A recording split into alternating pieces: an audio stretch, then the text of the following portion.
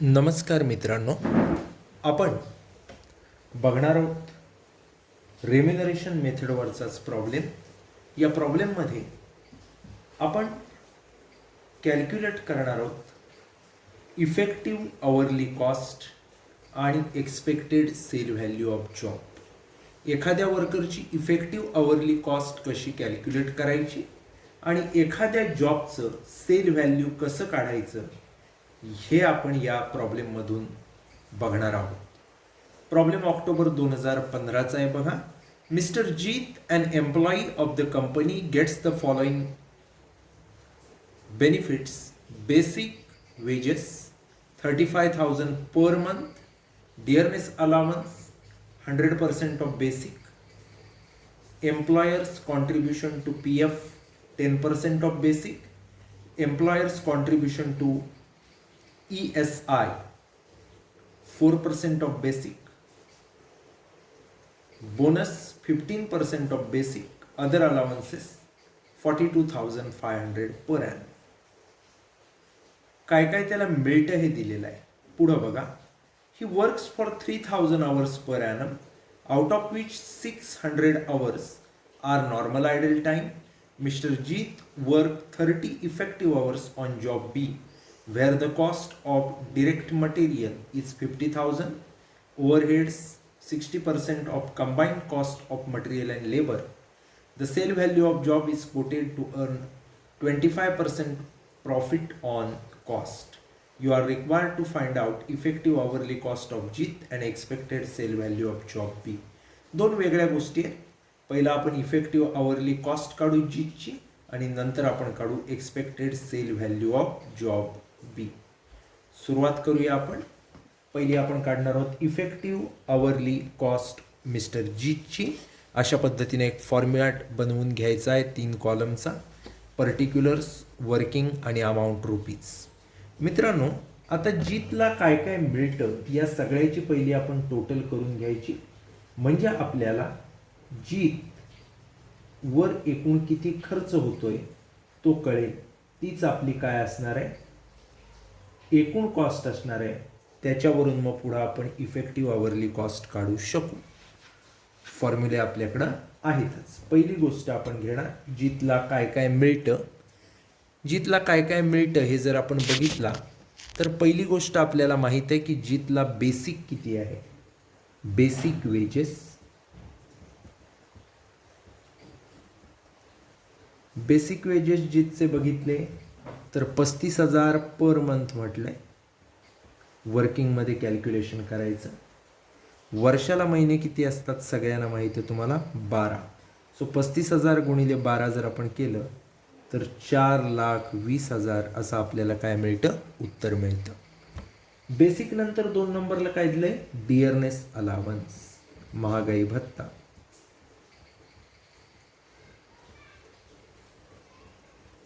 D A बघितला त्याचा तर 100% ऑफ बेसिक असं प्रॉब्लेममध्ये म्हटलंय, म्हणजे जेवढं बेसिक तेवढा डी.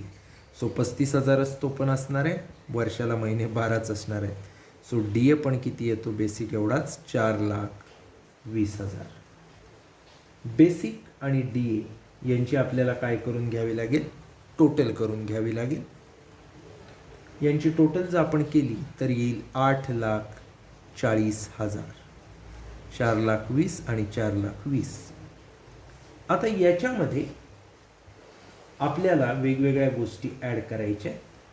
कोणकोणत्या ॲड करायच्या तर एम्प्लॉयरचं कॉन्ट्रीब्युशन पी एफला, एम्प्लॉयरचं कॉन्ट्रीब्युशन ESIला, बोनस आणि अदर अलावन्सेस, या 4ही गोष्टी 1 बाय 1 आपण या काय करू, ॲड करू. पहिला आपण घेऊ employers contribution to PF. Employers contribution to provident fund किती दिलंय तर सरळ सांगितलंय आपल्याला काय, 10% ऑफ बेसिक. बेसिक किती आहे याचं, 4,20,000 आपण आधीच काढलेलं. त्याच्या किती टक्के, 10%. हे बघा बेसिक 4,20,000 आपण काढलेले आहेत, त्याच्या किती टक्के? 10%. सो आपल्याला मिळाले 42,000. त्याच्यानंतर आपण घेणार employers contribution to ESI. Employers contribution to ESI.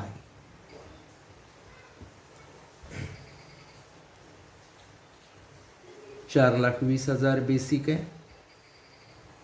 त्याच्या किती टक्के दिलेला आहे? 4% असं सांगितलेलं आहे. सो 4/100 कॅल्क्युलेट करायचं. 16,800 उत्तर येईल. पुढचं बघायचं. पुढचं दिलंय बोनस. बोनस बघितला तर 15% ऑफ बेसिक दिलाय. 4,20,000 आपलं बेसिक आहे. त्याच्या 15% 15/100 किती येतो बघा? 63,000 येईल माझ्या मते. कॅल्क्युलेट करा. 63,000. बोनस नंतर पुढचा जो आयटम आपण घेणार तो म्हणजे अदर अलावन्सेस. अदर अलावन्सेस याचं कॅल्क्युलेशन करायची गरज नाही आहे, कारण डायरेक्ट आपल्याला दिला आहे 42,500. करेक्ट. आता काय करायचं? या सगळ्याची जर आपण टोटल घेतली तर ते असणार आहे काय? या सगळ्याची जी आपण टोटल घेणार आहोत ती असणार आहे effective total cost. Effective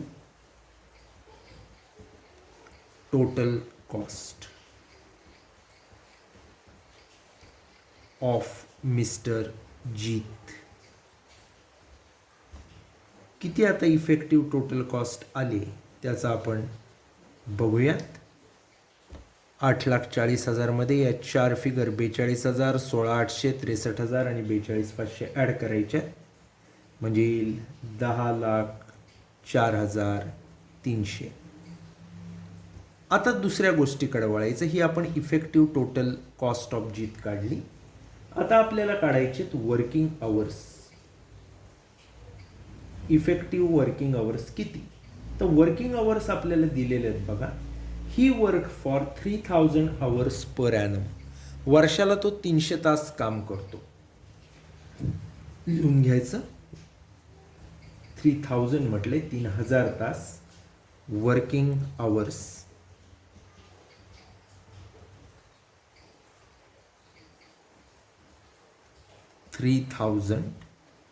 hours. Idle time आहे म्हणजे ज्या वेळात तो काम करत नाही तो मायनस करावा लागेल म्हणजे आपल्याला इफेक्टिव्ह आवर्स मिळतील. किती आयडल टाइम दिलेला आहे? 600 hours are normal idle time. Idle time 600 hours केले. 3,000 600 गेले. राहिले किती? 2,400 आवर्स. हे जे राहिले याला आपण काय म्हणणार? Effective working hours. Effective working hours. आता हे जे इफेक्टिव्ह वर्किंग आवर्स आले 2,400 आवर्स. आपण कसं कॅल्क्युलेशन केलं बघा. पहिले एक नंबरला आपण effective total cost of Jeet काढली. कशी काढली? तर पहिले बेसिक वेजेस घेतले. पर मंथ 35,000 प्रॉब्लेमला दिले. 35,000 गुणिले वर्षाचे महिने 12, 4,20,000 आले. डिअरनेस अलाउन्स बघा 100% ऑफ बेसिक म्हटलं आहे. बेसिक आपलं किती आहे? 35,000 गुणिले 12 ते 4,20,000 आले. बेसिक आणि DAची आपण टोटल केली ती 8,40,000 आली. त्याच्यानंतर 4 गोष्टी आपल्याला बघायच्या होत्या. पैकी पहिली होती एम्प्लॉयर्स कॉन्ट्रीब्युशन टू PF. आपल्याला दिला होता 10% ऑफ बेसिक. बेसिक 4,20,000 आपण घेतलं. त्याच्या 10% काढलं 42,000 आलं. त्याच्यानंतर आपण घेतलं एम्प्लॉयर्स कॉन्ट्रीब्युशन टू ESI. ते सांगितलं होतं किती? 4% ऑफ बेसिक. बेसिक आपलं होतं 4,20,000. त्याच्यावर 4% काढलं. त्यानंतर काय काढायचं होतं? बोनस. तो सांगितला होता 15% ऑफ बेसिक. बेसिक आपलं घेतलं 4,20,000. गुणिले 15 100 63,000 आला. अदर अलाउन्स जसे दिले होते प्रॉब्लेममध्ये 42,500 पर ॲनम जसेच्या तसे घेतले. पर मंथ म्हटलं त्याला 12 गुणलंय, पर ॲनम म्हटलंय जसंच्या तसं घेतलंय. हा फरक पक्का लक्षात ठेवायचा. त्याच्यानंतर वर्किंग अवर्स काढत असताना आपण वाचलं वाक्य he work for 3000 hours per annum, म्हणजेच वर्किंग अवर्स किती आहेत 3000 अवर्स. त्याच्यानंतर out of which 600 hours are normal idle time, यातले 600 तास हा आयडल टाईम आहे. तो त्यातनं 3000 मधनं मायनस केला, जे 2400 आले तेवढं तो काम करतो, म्हणजेच इफेक्टिव्ह वर्किंग अवर्स किती आहेत 2400. आपल्याला काढायचं आहे काय, वर हेडिंगमध्ये आपण लिहिलं आहे की effective hourly cost of mister Jeet. कशी काढणार, तर फॉर्म्युला आहे त्याच्यासाठी इफेक्टिव्ह अवरली कॉस्ट बरोबर फॉर्म्युला लिहित असताना पहिलं घ्यायचं अंशात इफेक्टिव्ह टोटल कॉस्ट भागिले छेदात घ्यायचं इफेक्टिव्ह वर्किंग अवर्स. कॅल्क्युलेशन करायचं याचं इथं. इफेक्टिव्ह टोटल कॉस्ट जर बघितली तर 10,04,300 भागिले अवर्स आपण काढलेले आहेत 2400. याचं जे उत्तर येईल ती आपली effective hourly cost of mister Jeet असणार आहे. त्यामुळे इकडे लिहायचं effective hourly cost of mister Jeet. याचं जे उत्तर आलं आहे ते 418.46 बरोबर 418.46 पर आवर.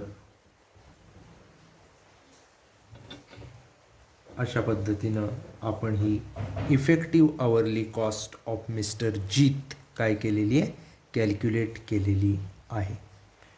लक्षात आलं तुमच्या. फॉर्म्युला लिहिला काय आपण, इफेक्टिव्ह अवरली कॉस्ट बरोबर इफेक्टिव्ह टोटल कॉस्ट भागिले effective working hours. Effective total cost आपण काढलेली होती 10,04,300 भागिले इफेक्टिव्ह वर्किंग अवर्स आपण काढले होते 2400.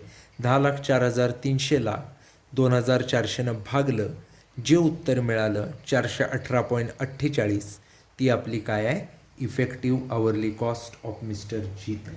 आता दुसऱ्या भागाकडे वळायचं प्रॉब्लेममधल्या. पुढं काय म्हटलं आहे, you are required to calculate effective hourly cost of mister Jeet, जी आपण काढली. आणि पुढं म्हटलं आहे and expected sales value of job B. Heading द्यायचं computation of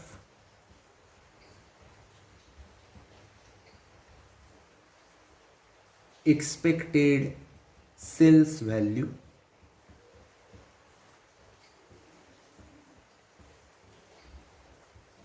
of job B. आता जॉब बीचं एक्सपेक्टेड सेल व्हॅल्यू कसं काढायचं, तर अगदी सोपं आहे. आखून घ्यायचा फॉर्मॅट, 2 कॉलम्स करायचे, पर्टिक्युलर्स आणि अमाऊंट. पहिला कॉलम पर्टिक्युलर्स, दुसरा कॉलम अमाऊंट्स रुपीज. सुरू करायचं. पहिलं कुठल्याही व्हॅल्यूचं कुठल्याही सेलचं व्हॅल्यू काढायचं असेल तर काय करावं लागतं, टोटल कॉस्ट काढावी लागते. आणि कॉस्टिंगमध्ये कॉस्ट काढत असताना 3 गोष्टी महत्त्वाच्या असतात, मटेरियल, लेबर, ओव्हरहेड. या मटेरियल, लेबर, ओव्हरहेडची टोटल केली की आपल्याला टोटल कॉस्ट मिळते. त्याच्यात प्रॉफिटचं पर्सेंटेज ॲड केलं की आपल्याला सेल व्हॅल्यू मिळतं. समजा एखादं मटेरियल 5 रुपये असेल, लेबर 2 रुपये असेल, ओव्हरहेड 2 रुपये असेल, तर 5 + 2 + 2, 5 नी 2 7 नी 2 9, अशी 9 टोटल कॉस्ट होती. 1 रुपया प्रॉफिट त्यात ॲड केला की 9 नी 1 10, ही आपली सेल होते. येते लक्षात. याच पद्धतीत इथं कसं दिलंय बघायचं. इथं बघा काय दिलंय. Mister Jeet work 30 effective hours on job B where the cost of direct material is ₹50,000 and overheads are 60% of combined cost of material and labor. The sale value of job is quoted to earn profit 25% on cost. म्हणजे प्रॉब्लेममध्ये तुम्हाला material, labour, overhead, profit चारही गोष्टी दिलेल्या आहेत. कशा कशा दिल्या आहेत तर मटेरियल पहिलं आपण बघायचं. Where the cost of direct material is 50,000. सापडलं सगळ्यांना. ही जी काय आहे ती डायरेक्ट मटेरियलची कॉस्ट आहे. सुरुवातीला आपण घेऊन टाकायची. Direct material 50,000. डायरेक्ट मटेरियल नंतर कोण घ्यायचं असतं आपल्याला तर लेबर घ्यायचा असतो. लेबर कॉस्ट, डायरेक्ट लेबर ज्याला म्हणता येईल. आता लेबर कॉस्ट काय सांगितले आहे त्यांनी तर mister Jeet worked 30 effective hours on job B. Job बीला या मिस्टर जीतनं किती तास काम केलंय तर 30 तास काम केलेलं आहे. आणि प्रत्येक तासाला तो किती रुपये घेतो आत्ताच आपण काढलाय. Effective hourly cost of mister Jeet 418 किती काढले 46. बरोबर. घ्यायची ती 418.46. जर आपण 30 गुणिले 418.46 केलं तर आपल्याला 12,554 मिळतील. 12,554 ही आपले काय आला डायरेक्ट लेबर आला. आता ओव्हरहेड घेत असताना काय सांगितलेलं आहे.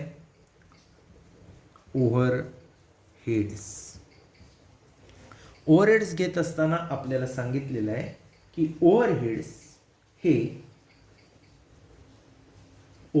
R 60% of combined cost of material and labour. Material आणि लेबरच्या कॉस्टची जी टोटल होईल त्याच्या 60%.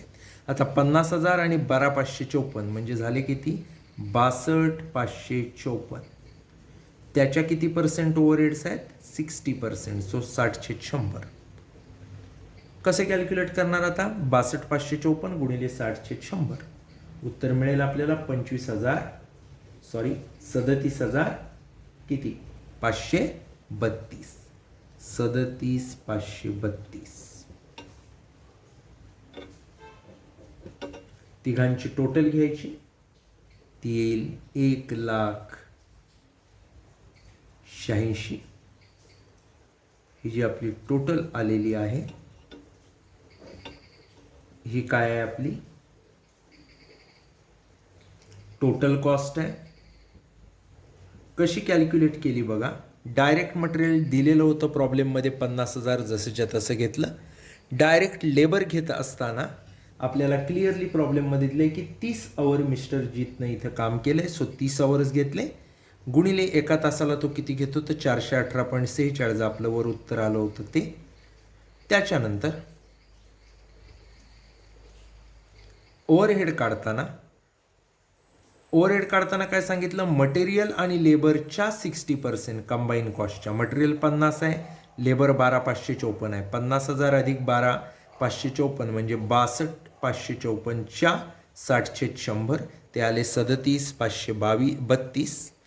आता हे 50,000 12,554 आणि 37,532ची टोटल केली ती आली 1,86,000. हे आपली काय आली टोटल कॉस्ट. आता याच्यामध्ये आपल्याला काय करावं लागेल प्रॉफिट ॲड करावा लागेल. तो आहे 25% ऑन कॉस्ट. कॉस्टवर 25%. कॉस्ट किती आहे 1,86,000 त्याच्यावर 25%. कसा कॅल्क्युलेट करणार 1,86,000 गुणिले 25/100 किती येईल 25,022.